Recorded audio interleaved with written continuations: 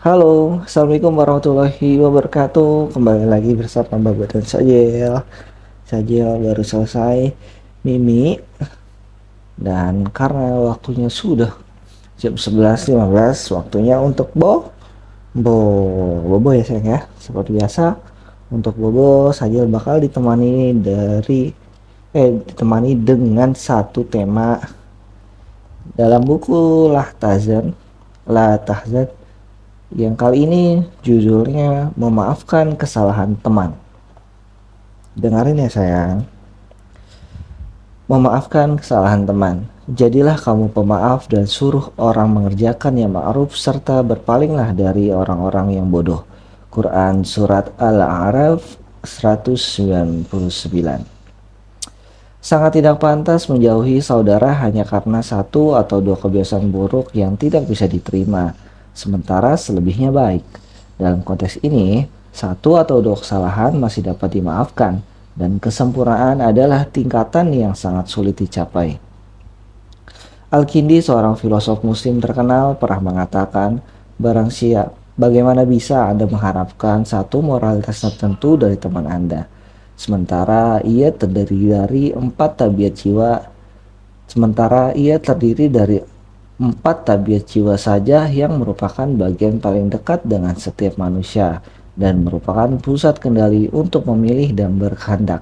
Tidak bisa memberikan kendalinya itu kepada orang yang memilikinya untuk melakukan semua kehendak. Tidak bisa pula mengiyakan semua yang diharuskannya, apalagi dengan jiwa orang lain. Demikianlah keadaanmu dulu, lalu Allah menganugerahkan nikmatnya atas kamu. Quran Surat An-Nisa 94. Maka janganlah kamu mengatakan dirimu suci, dialah yang paling mengetahui tentang orang yang bertakwa. Quran Surat An-Najm 32. Cukuplah untuk menerima bagian terbesar dari tabiat saudara Anda. Abu Darda radhiyallahu an mengatakan, mencela teman itu lebih baik daripada harus kehilangan dirinya. Siapa orangnya yang bisa mendapatkan segalanya pada diri saudaranya?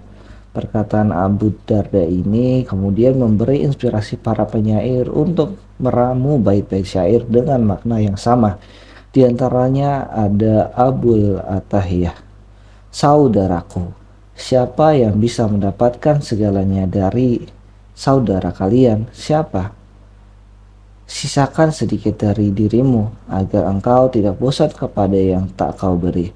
Kemudian ada Abu Tamam At-Ta'i, orang yang punya akal sama tidak akan menipu rekannya, yakni orang yang memiliki segalanya dari saudaranya. Seorang bijak bestari pernah berkata, adanya tuntunan terhadap keadilan adalah karena jarangnya keadilan. Yang lain mengatakan, kita saja tidak bisa menerima diri kita sendiri. Lalu bagaimana bisa kita menerima orang lain? Janganlah hanya karena suatu aib tersembunyi atau dosa kecil yang sebenarnya bisa ditutupi oleh kebaikannya yang lebih banyak, Anda menjadi jauh dari seseorang yang pernah Anda puji latar belakangnya, yang pernah Anda terima kehidupannya, yang pernah Anda ketahui kemuliaannya, dan yang pernah Anda ketahui kemampuan berpikirnya. Karena Anda tidak akan mendapatkan seorang pun yang sopan tanpa satu aib atau dosa. Coba posisikan diri Anda dalam posisinya. Tidakkah Anda terpaksa harus melihatnya dengan ainur ridho dan tidak menilainya dengan kacamata hawa nafsu? Ketika Anda menempatkan diri dalam posisinya dan menilainya, maka akan ada sesuatu yang bisa membantu mendapatkan apa yang Anda inginkan. Anda juga dapat mendekatkan diri kepada orang yang yang melakukan dosa itu. Seorang penyair mengatakan, siapa orang yang bisa engkau terima semua sikap hidupnya? Cukuplah seorang itu dikatakan mulia bila aibnya bisa dihitung. An-Nabigah Ad-Dubyani mengatakan, tak pernah kau tinggalkan orang yang tidak pernah kau cela karena rambutnya kusyuk. Memangnya ada orang yang bersopan santun dengan sempurna? Isi dari syair itu tentu saja tidak bertentangan dengan apa yang saya gambarkan tentang bagaimana seharusnya memilih teman dan bagaimana seharusnya memilih 4 sifat yang ada dalam diri seorang teman. Kekurangannya bisa dimaafkan.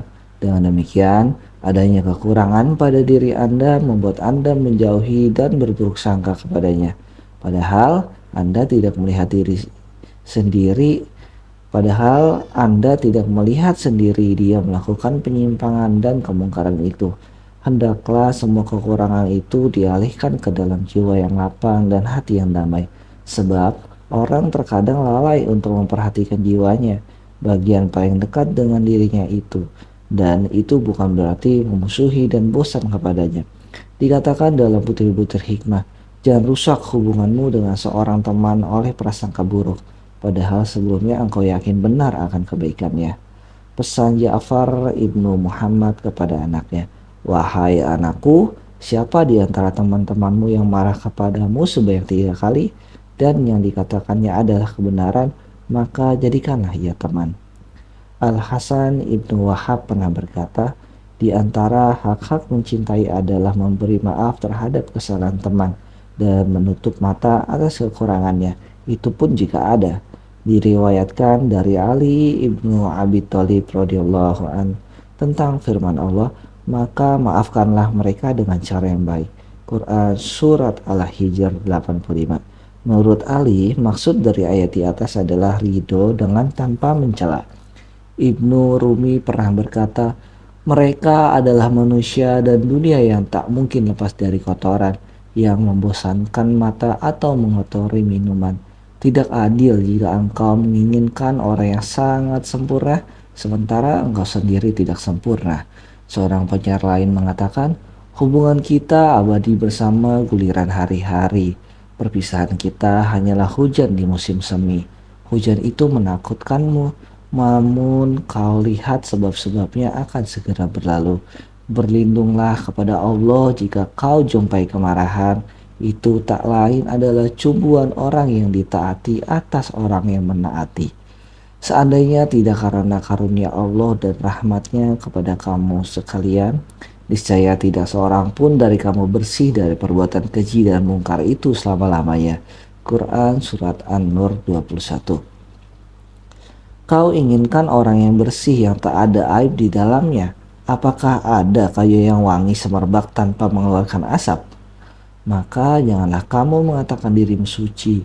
Dialah yang paling mengetahui tentang orang yang bertakwa. Demikianlah itu tema yang berjudul Maafkanlah Kesalahan Teman. Semoga bisa dipahamin. Alhamdulillah saja sudah tertidur. Cukup untuk baca buku Lahtazan malam ini. Terima kasih, semoga kita selalu dalam lindungan Allah. Semoga kita selalu diberi kekuatan dan selalu diberi kekuatan untuk menjalankan perintah maupun menjauhi segala larangannya. Terima kasih. Assalamualaikum warahmatullahi wabarakatuh.